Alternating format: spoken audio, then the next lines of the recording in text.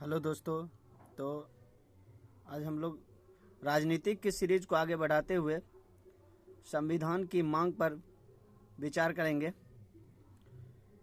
संविधान जो आज बनकर तैयार हुआ है, जिसको हम लोग आज देखते हैं, वो एकाएक नहीं हुआ था। इसके लिए सदियों से बातें चल रही थी। तो देखा जाए क्या है। सर्वप्रथम जो है संविधान की मांग 1895 ईस्वी में बाल गंगाधर तिलक ने किया था।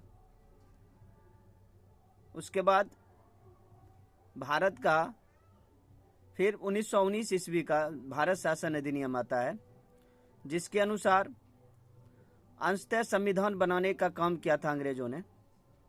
अंग्रेज अपनी इच्छा अनुसार भारत को चलाना चाहता था, लेकिन 1922 ईस्वी में महात्मा गांधी ने बोला कि भारत का जो संविधान होगा वो भारतीय की इच्छा अनुसार होगा। फिर 1925 ईस्वी में दिल्ली में एक सर्वदलीय सम्मेलन आयोजन किया गया, जिसमें कॉमनवेल्थ ऑफ इंडिया बिल प्रस्तुत किया गया, जिसका अध्यक्ष महात्मा गांधी था। इसके द्वारा भी भारत के संविधान सभा की मांग किया गया, संविधान की मांग। फिर साइमन कमीशन भारत आता है, और साइमन कमीशन जब भारत आया तो उसमें सभी अंग्रेज थे और उसका विरोध किया गया। तो विरोध करने को उपरांत उस समय ब्रिटेन का जो प्रधानमंत्री था, लॉर्ड ब्रैकलैंड, उसने कहा कि भारतीयों को चैलेंज किया कि आप अपना संविधान का प्रारूप बनाकर हमें सौंपे, फिर आपके संविधान बनाने पर विचार किया जाएगा। 10 अगस्त 1928 ईस्वी को नेहरू रिपोर्ट पेश किया गया। नेहरू रिपोर्ट, इसमें कुल 8 सदस्य थे, जिसका अध्यक्ष मोतीलाल नेहरू था और सचिव जवाहरलाल नेहरू। इसके द्वारा भारतीयों को संविधान बनाने के लिए प्रेरित किया गया। इसके द्वारा इसमें जो है नेहरू रिपोर्ट में भारत को एक डोमिनियन स्टेट का दर्जा देने के लिए कहा गया, स्त्री पुरुष समान अधिकार देने के लिए कहा गया। इस प्रकार से संविधान की जो बातें थी, जो अधिकार था, उसकी चर्चा किया गया नेहरू रिपोर्ट में। फिर सर्वप्रथम संविधान सभा गठन करने का विचार 1934 ईस्वी में मानवेंद्र नाथ राय के द्वारा मांग किया गया। ये वामपंथी नेता थे और इन्हीं ने सर्वप्रथम संविधान सभा गठन करने का मांग किया था ब्रिटिश सरकार से। फिर 1935 ईस्वी में भारतीय राष्ट्रीय कांग्रेस ने संविधान सभा की मांग किया था।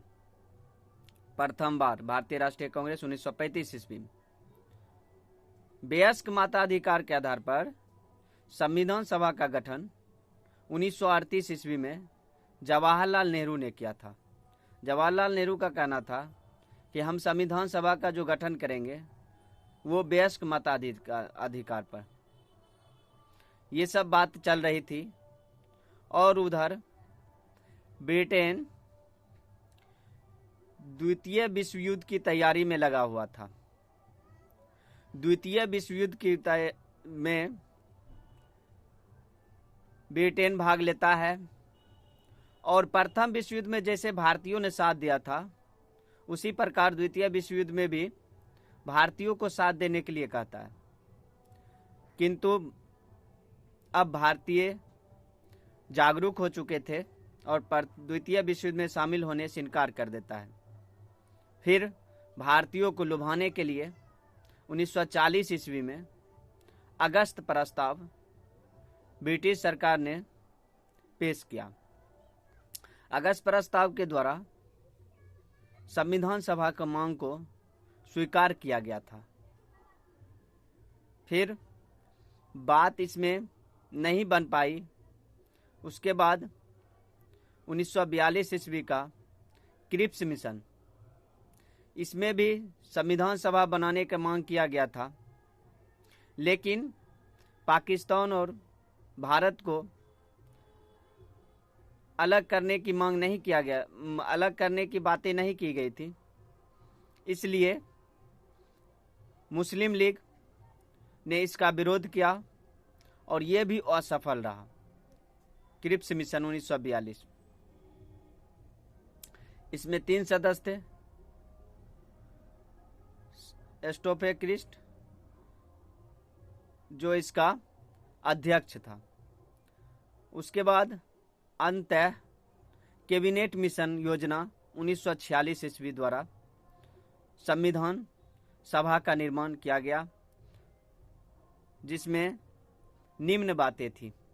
1946 ईस्वी की मुख्य बातें देखिए क्या क्या है।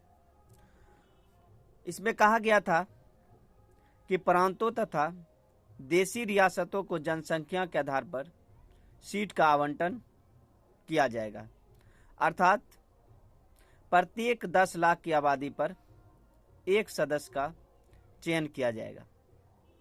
इसमें प्रांतों के लिए कम से कम 292 सदस्य तथा देशी रियासतों के लिए 93 सदस्य का गठन किया गया था। जनसंख्या को 3 समुदाय में बांट दिया गया था, मुस्लिम, सिख और साधारण। इस प्रकार कैबिनेट मिशन योजना पेश किया गया।